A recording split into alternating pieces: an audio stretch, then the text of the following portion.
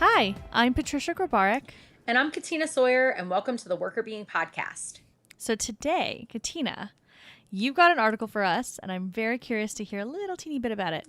Yeah, so my article today is about remote work, mostly about working from home, and also some about job insecurity. So it happened during COVID, but I think it's broadly applicable to some of what many of us experience on a regular basis. And it's about the impact of activating what they're calling dormant ties, which are basically people that you haven't talked to in a long time, but you reach out to sort of reignite a friendship. Ooh, that's actually a very relevant topic, I think, for me right now, because it's been about almost, I think it's just 3 months now that I've started this job, which is bonkers. I can't believe that. Yeah. So I feel like there was a moment last week where I was like, oh my gosh, I haven't talked to some of my friends from that job in a while. And so I just like randomly pinged them. So anyways, that just feels aligned to what I'm doing now. Yeah, totally.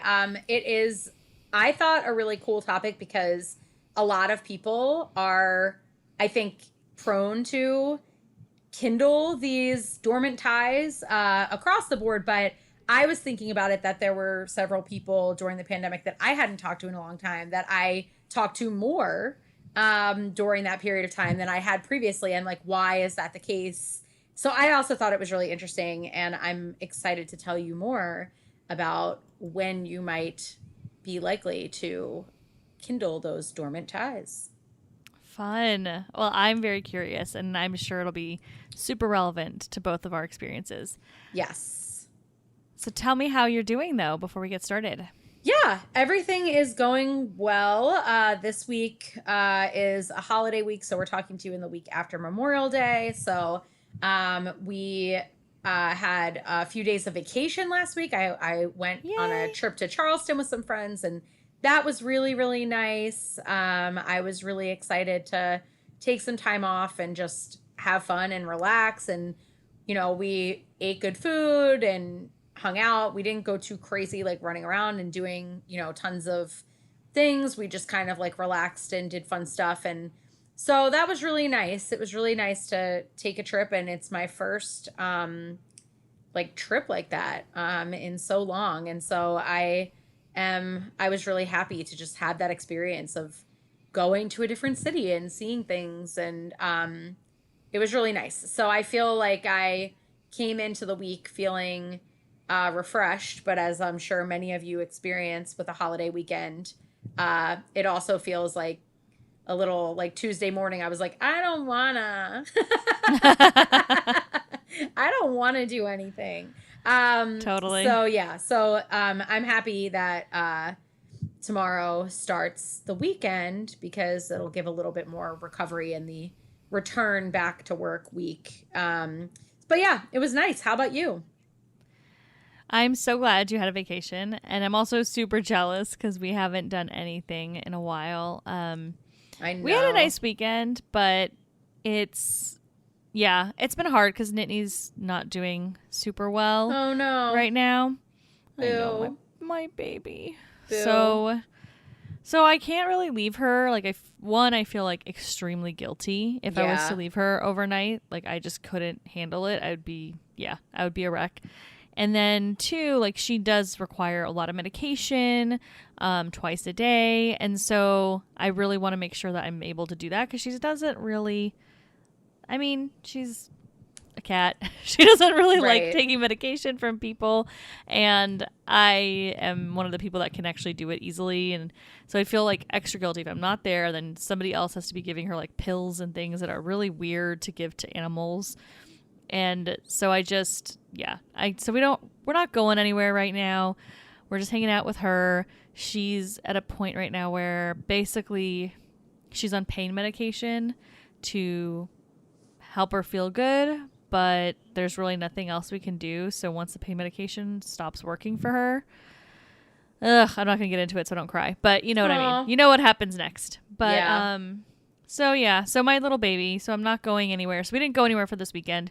We had thought about going and seeing a friend, doing a day trip, but there was actually there's this back order shortage of this one medication she's on, which is stressing me out so much because it's one of the pain medications, right? So she can't, like, it's back ordered right now and there's no date as to when it's going to be back. And I can't find it anywhere. I was lucky because my uncle sent me some pills.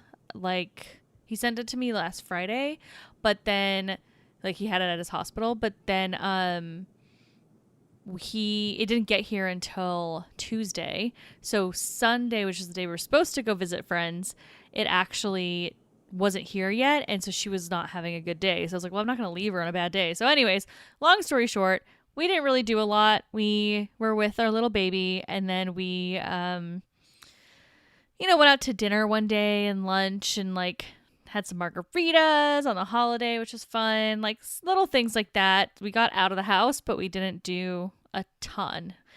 Well, anyways, on that like super chipper note, why don't you tell us about the article, what the title is, all that kind of good info before we dive in? Okay, so let's talk about the article. So basically, this article is, as I mentioned, about dormant ties. So it's called Dormant Tie Reactivation as an Affiliative Coping Response to Stressors During the COVID-19 Crisis. And it's by Yang, Soltis, Ross, and LaBianca. And it was just published. So we've been doing a bunch of these COVID-19 articles that came out in Journal of Applied Psychology. This is one of them. Something that I think is super interesting about this particular article is that while it is housed within COVID, it really deals a lot with job insecurity and remote work. And I think that those are things that really span COVID. They were more frequently occurring during the COVID pandemic. But I actually think that this is one that really speaks to a lot of different work situations that people might find themselves in, either if they feel like a little less secure in the job, or maybe you're continuing to work remotely, or you're going to start working remotely soon, whatever the case may be. The effects are not really due so much to COVID as they are due to those two aspects of your work life. Okay, that makes sense. Yeah, I feel like a lot of the things that we've been finding during this time it's almost like, let me think about how to word this. I mean, obviously remote work, people were doing that before, more people are doing it now. So it's almost just giving us a bigger sample for certain situations that maybe we didn't have as good of a sample of before. So one of those things could be remote work. Another thing could be like extreme stress in the workplace, right? You're not going to be able to get a good sample of people that are dealing with that type of stress in one specific period of time unless something global is happening like this pandemic. Yeah, exactly. So it basically allows us to have really good insights about things that are an example of something. So COVID kind of exacerbated the number of examples of people that we have experiencing job insecurity or working remotely, and allows us to dive into that in a unique way. So let me just talk a little bit about what they were focused on in this paper. Okay. So basically, they start off by talking about shifts that cause stress in the workplace. Whether that's a shift that causes you to feel less secure in your job, like maybe your company's doing layoffs, or maybe, your company is facing financial insecurity and you're worried that they're going to start laying people off soon, or whether your industry is suffering and you're worried that companies like yours might go out of business. Whatever the case may be, job insecurity is one type of stressor that you might experience in the workplace. And another type of stressor is shifting from working one way to working another way. And an example of that is shifting from working in person to working remotely. And so working remotely and learning how and coping with working remotely initially can be a stressor in the workplace. And so they're really interested in these two specific stressors.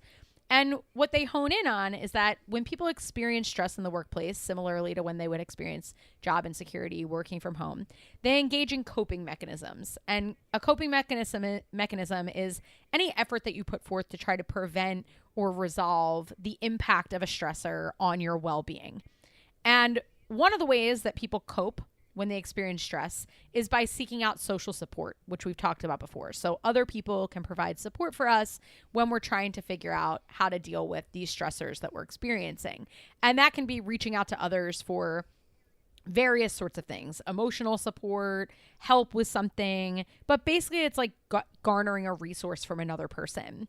So their focus in this paper is specifically on a specific kind of support seeking, which is trying to go back to people that you knew from your past, but haven't connected with in a long time, as a way of alleviating some of the stress that you're experiencing as a result of either having to make a shift to a new kind of work, like remote work, or experiencing job insecurity. It's really interesting, this idea of reaching out to people that you haven't talked to in a while. And like, do they talk about why they think people would do this?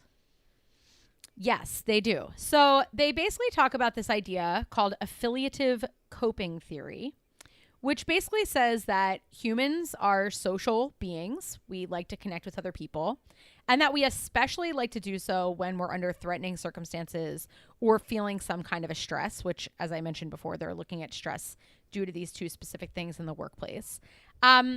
When individuals are not getting enough social support, when that falls below an adequate level to deal with their stress, they start looking to affiliate with other folks.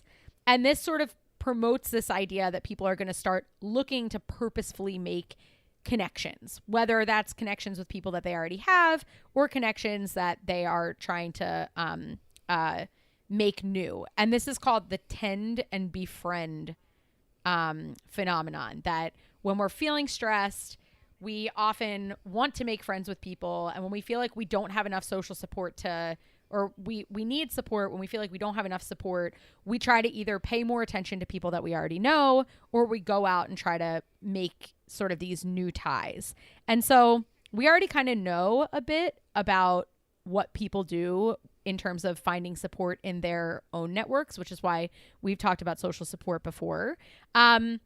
But they talk about how we don't know a lot about what people do to sort of reconnect with people that they haven't talked to in a long time, but maybe haven't been in their social circle for a bit. And so they're kind of honing in on that because it's an area we know less about.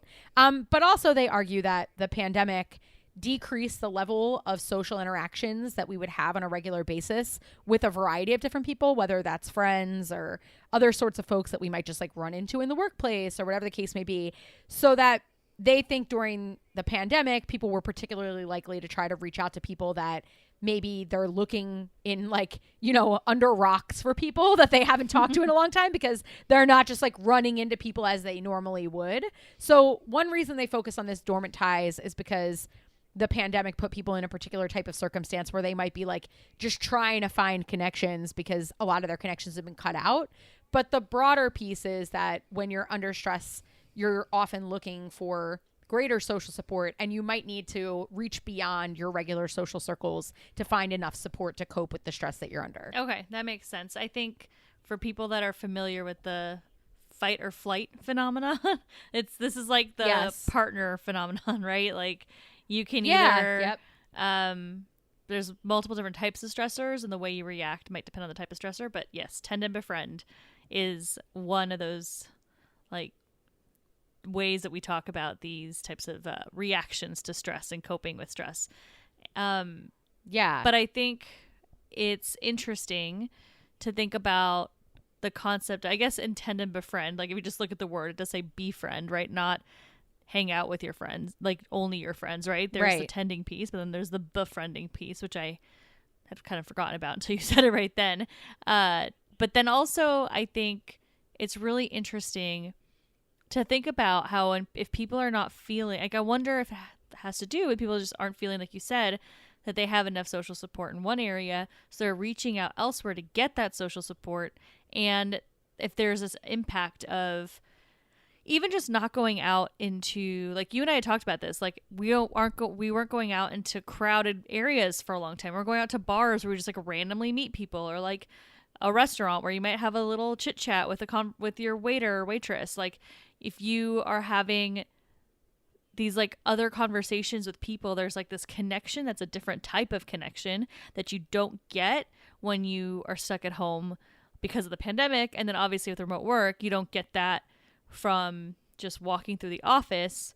And so it can make sense that you might be seeking out more of these kind of casual, like non-high touch relationships, if you will. Yeah.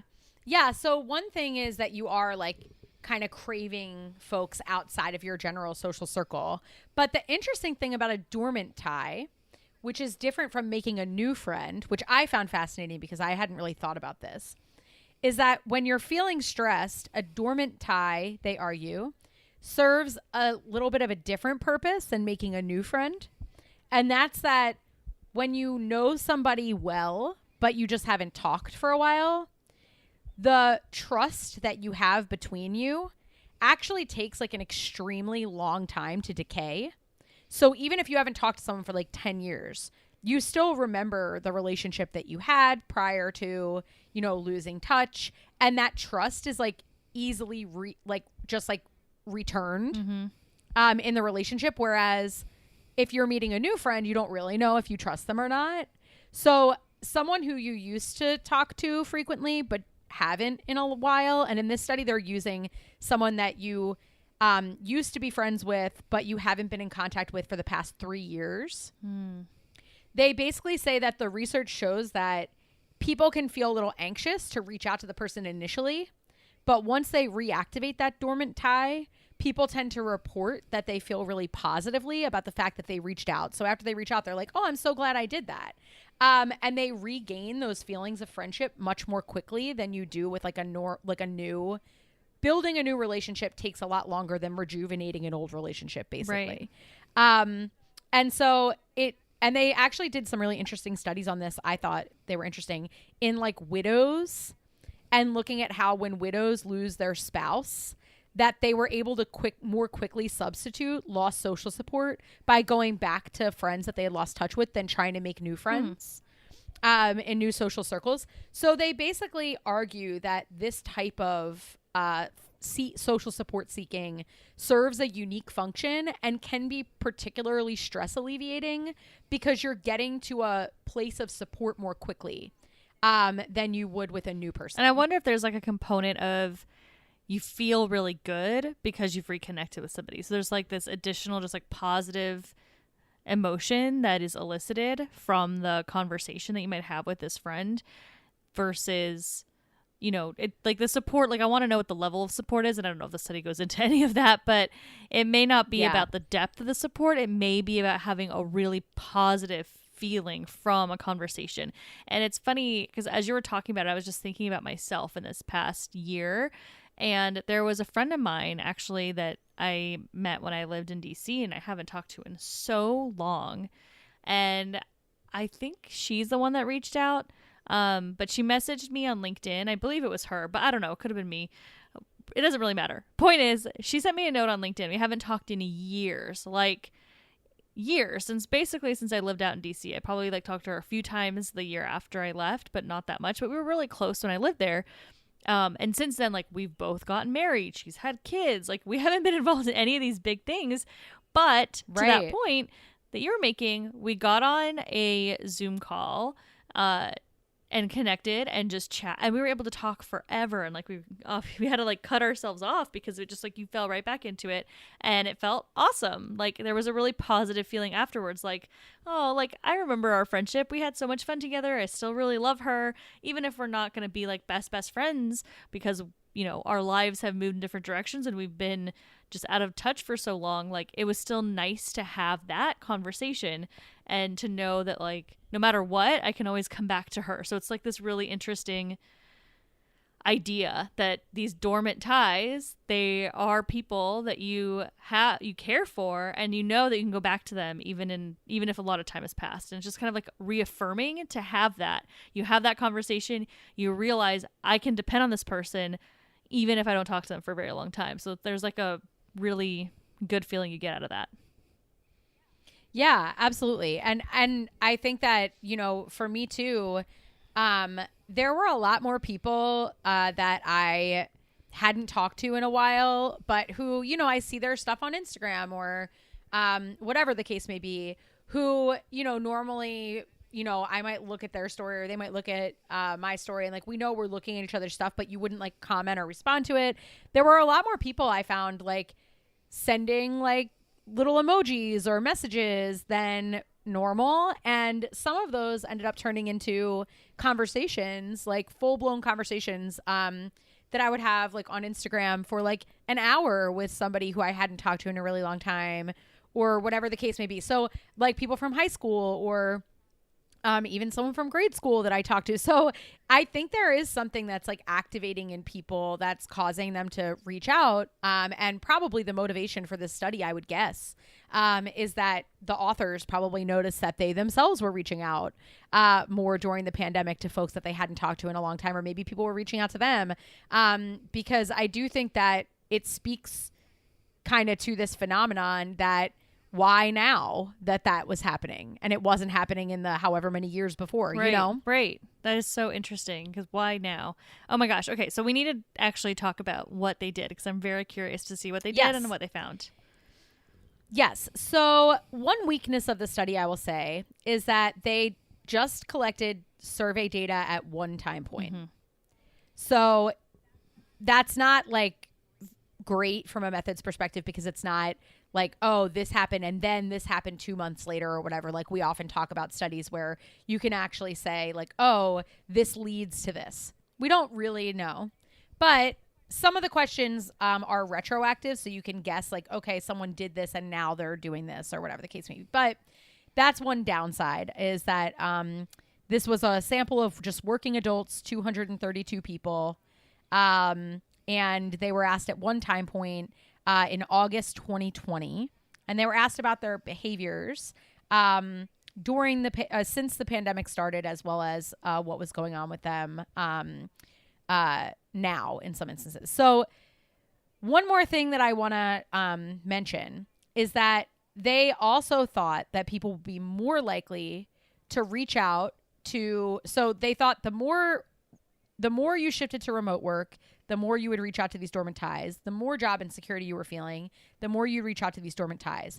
And that would be exacerbated depending upon how many stressful family ties you were experiencing. So if I don't have people that I live with or in my family circle that I can depend on for this social support, I'm going to try to reactivate even more dormant ties. So there was this other part to it that was like, it's especially true that I'll be doing this if I feel like I can't rely on people around me that are already around me, which makes sense, right? So was it just that they can't rely on people around them, like being very vague, meaning it could be I don't have people around me, or is it they were actually stressful relationships with the family? Yeah.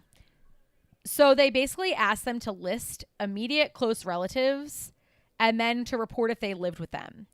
And then they basically said, how much stress do you feel when you interact with this person? So they asked them about each individual person that they listed. How much stress do you feel when you interact with this person? And they also knew whether they lived in their house or not, which comes in handy later. What about people that didn't live with anybody? Did they mention them? I guess they would just get rated as not having a stressful in-household tie. Interesting. Okay. Yeah. I would do that differently, but that's okay. Yes. Yeah. So they basically said, like, list all the people that you're close to in your family, and then whether or not they lived in your house, and then the extent to which you felt that your relationship with them was stressful. Okay. Interesting. So what did they find, yes. or what else did they do? Yes. Okay. So that's it. That's what they did. They asked people those questions in addition to the extent to which they're working remotely now compared to before COVID, the extent to which they were feeling job insecurity, and the number of dormant ties that they had reactivated since the pandemic started. And again, they were asking people to think of folks that they hadn't talked to for 3 years that they now talk to. So what did they find? Okay. So high level, what they found. Basically, if you are working remotely, or if you are experiencing job insecurity, you do tend to reach out to ties differentially. If you're experiencing job insecurity, you reach out to more dormant ties than if you're not experiencing job insecurity. So go ahead. Yes. So if I'm feeling insecure in my job, I'm more likely to reach out to people that I haven't reached out to in a long time. And this is particularly true if I'm experiencing more stressful family ties. And this is family ties just broadly, not people living in my household. So if I'm experiencing a lot of job insecurity and I have a lot of stressful family ties, I'm more likely to make these dormant ties reactivated. I would be so curious, and I doubt they did this in this study based on what you've said so far, but I would be so curious to understand what kinds of dormant ties. Did they reach out to previous employees or team members or bosses Right. that they were, close with, but they haven't talked to in a while? Like, are they professional relationships that also had a friendship component, or are they purely friendship relationships? So that would be really interesting. Yeah. They did actually ask whether it was a work tie or a personal tie.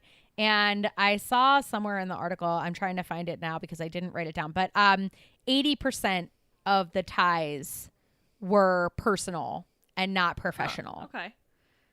Yeah. So that's more friendship related ties. That's interesting, because I think with job insecurity, I would have expected more professional ties, maybe being kind of tapped. Right. But I guess not. Right. That makes sense. And it might also be 3 years is kind of a longer time. I don't know. Like maybe you'd be more likely to reach out to work contacts that you work with more recently or something. You know what I mean? I don't know. It might feel easier to reach out to a friend that you haven't talked to in a longer period of time than to ask for like a reference from someone that you haven't talked to in a while. I'm not sure. That's true. It probably does depend on the friendship that you had, because like the example I gave of myself, like she's somebody that I knew through work and then we became friends too, right? So it's kind of a dual relationship. Right. So I think in those cases, to me, I think about the people that I worked with professionally that I also had really good personal relationships with, that I personally think, this is obviously a complete hypothesis as to how it actually act. It's not based on anything besides my gut feeling right now. But I personally think that if I was experiencing a lot of job insecurity, that I would be kind of reaching out to those friends because, one, maybe there's something that they could help me with there. But two, I feel like those people know how I work and could maybe help give me advice. Like the kind of support they would give would be different than than just a friend that doesn't work, has never worked with me or seen me in a work capacity at all. So that's where my brain was going. But clearly other people are not doing that the way that I think I would. Right. Yeah. Yeah. So basically the take home is that when you're experiencing job insecurity, where the real pickup is if you have stressful family ties and you're experiencing job insecurity, that's really where this relationship was being driven. There wasn't a huge difference between if I don't have stressful family ties, the number of reactivated dormant ties I have compared to whether I have job insecurity or not. It's really like, do I feel like there's someone else I can turn to in my life to talk about this? Or do I need to like look backwards to like relieve some of this stress? So in both of these instances, these stressful family ties actually made a big difference. So in job insecurity, really what was driving this was, hey, I don't have anyone else I can turn to in my family. Let me find some dormant ties to talk to about this. And the idea again is that instead of reaching out to someone new or maybe someone that you know professionally, that part of the support that you're looking for is someone that you can speak with honestly, maybe about the stress that you're feeling. So you might want to find somebody that you trust but just haven't talked to in a while and would feel comfortable more quickly like opening up about what you're experiencing. That's fair. Yeah, that makes sense. It's the idea of I need to turn to somebody because I don't have anyone else around me. Right. Exactly. Interestingly, with regard to remote work, so switching from job insecurity to remote work, when you didn't have any stressful household ties, the more remote work you did, the less people you reached out to.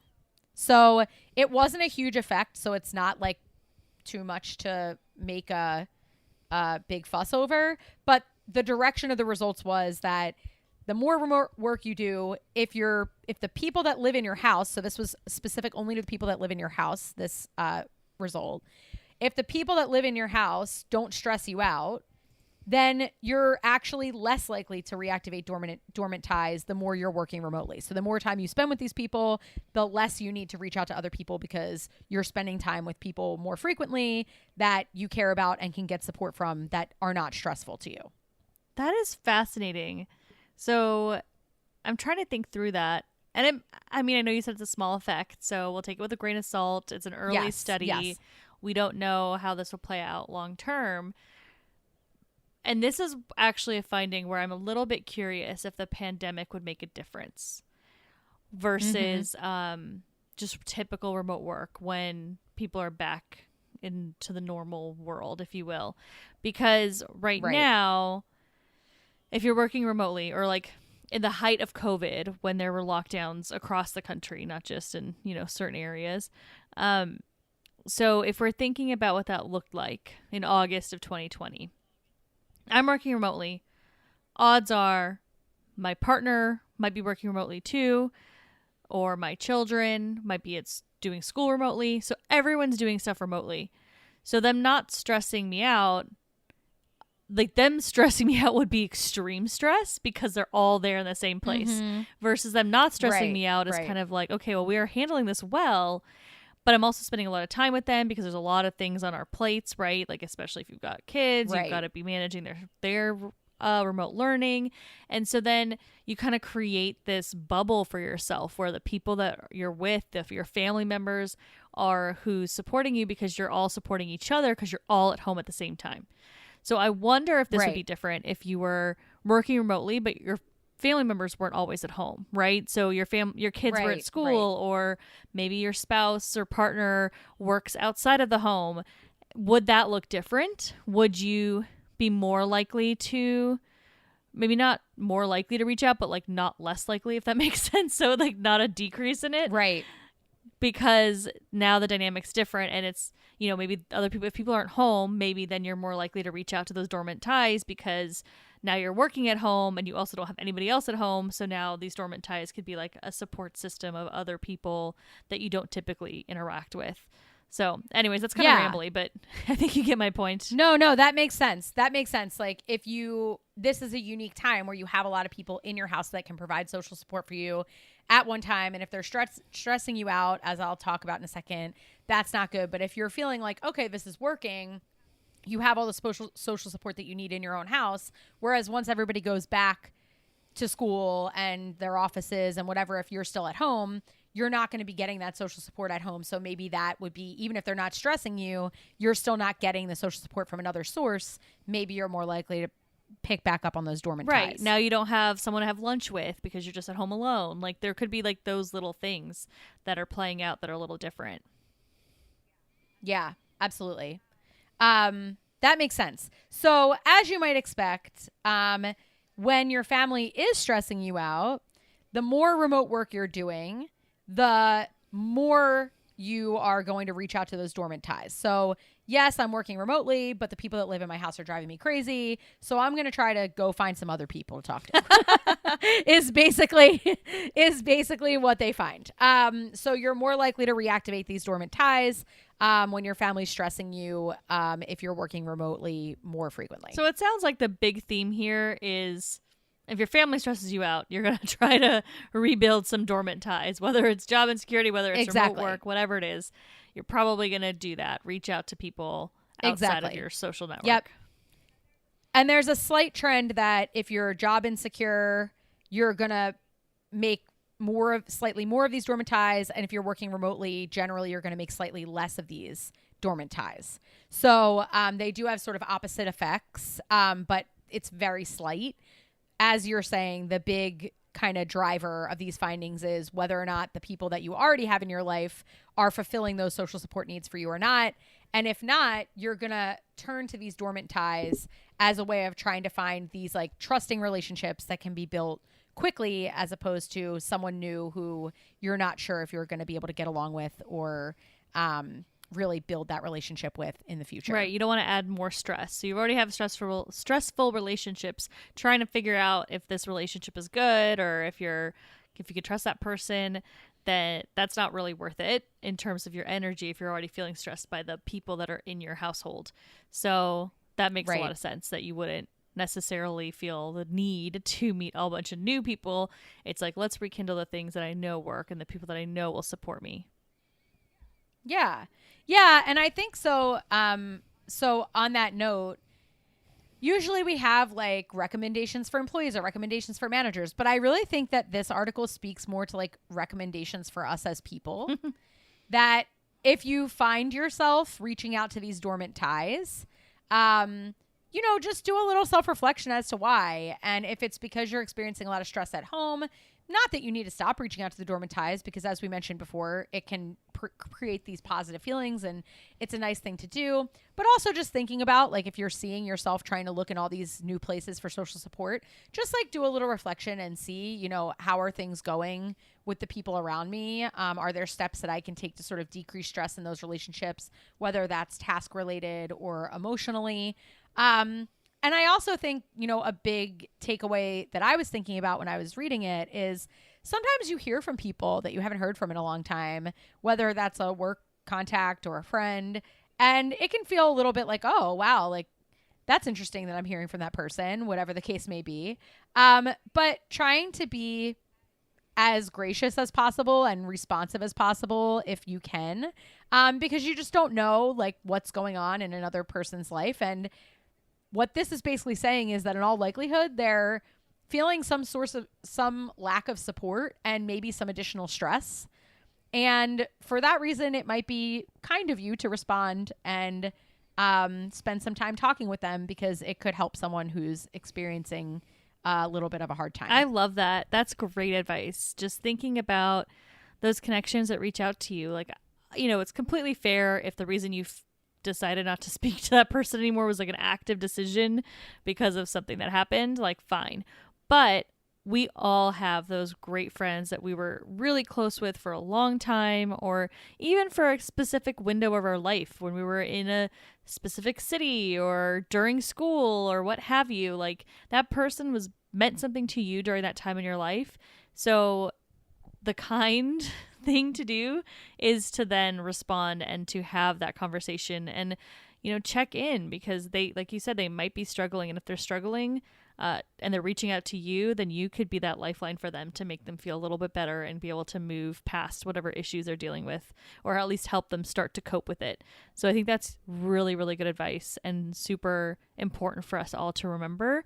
And if for some reason it's just been a long time, and, I know that there's some people that are maybe a little bit more introverted that feel like kind of uncomfortable in some of these situations, which is completely fair.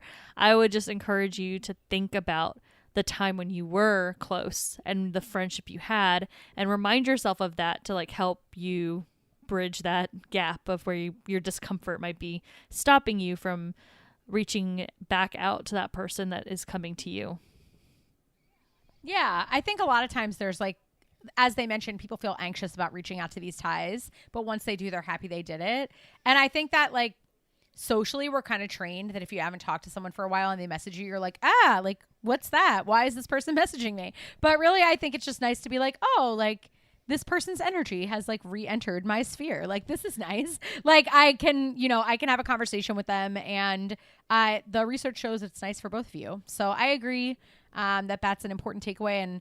And this article doesn't really have a lot that managers or workplaces can do because it has a lot to do with what's happening in people's homes. But, the job insecurity and remote work transitions are fairly ubiquitous. The remote work transition seems to not have this impact, but job insecurity does. So I think it sort of demonstrates that people are affected by job insecurity. So if people are feeling a false sense of insecurity, it can be good to make them feel secure. That might be one takeaway. But really, this article is more about friendship and being a responsive friend, and also recognizing your own patterns and reaching out to others when you might need it. On the note of job insecurity, that's a great call out, because we did do that study. I think at some point we talked about an unemployment study, but there's this whole idea too around things like survivor's guilt, right? If there's layoffs,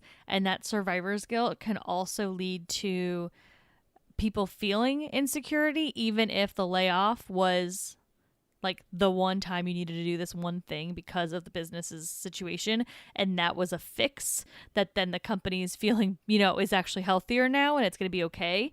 People don't feel that. People don't see a layoff and they're like, oh, well, now we're good. They see, oh my gosh, a layoff, like this can happen anytime. This could happen to me. They don't see that second piece.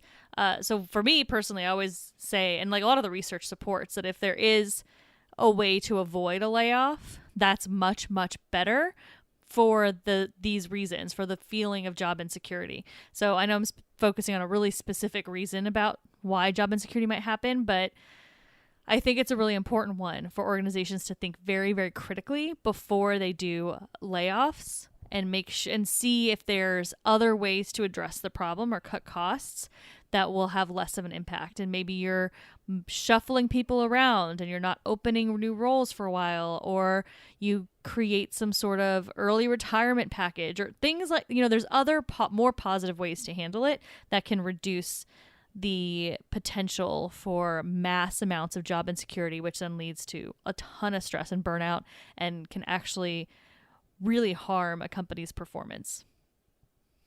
Yeah. And if you do have to do something like that and now it's over, communicating and being transparent about everybody that's on board staying on board and being there for the future and the long haul and what they mean to the company, because that, you're right, that can stick with people for a long time and sometimes it's unnecessary. So communication can also be important there for decreasing that job insecurity, which is at the root of some of this feeling of a lack of support, which then might cause people to reach out to these ties, which again in itself isn't a bad thing, but just something to notice that the cause of it isn't something positive all the time. Yeah, exactly. So I really appreciate this article. Thank you so much for sharing it. It's very interesting. I really like this idea of tapping on dormant ties, your previous relationships and friendships in a way to help support you. So this is just so interesting. And I'm hoping that more research comes of this because I've not really seen a lot in this space. And I'm curious to see what we can learn and how we can leverage these ties better. Yeah, me too. I'm glad you liked it. I thought this was an interesting topic and I'll keep my eyes open for new stuff. Perfect. Sounds good. And for all you listeners, thank you so much for listening to the show. We always appreciate you. Please share the episode if you found it resonated with you or you think other people can benefit from it. We encourage you to subscribe and review our show as well. It helps other people find us. And as always, we would love for you to contact us, reach out, let us know what your thoughts are. You can find us on workerbeing.com, email us at contact@workerbeing.com, and also find us on social media at workerbeing on Instagram, LinkedIn, Facebook, and Twitter. Thank you. The Worker Being podcast is hosted by us, Patricia Grabarek and Katina Sawyer, and produced by Allie Johnson.